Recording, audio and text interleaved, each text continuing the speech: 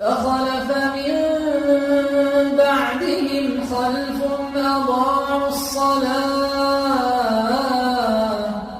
أضاعوا الصلاة واتبعوا الشهوات فسوف يلقون غيا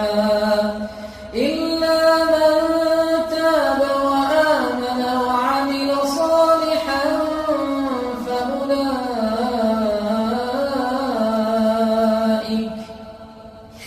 فأولئك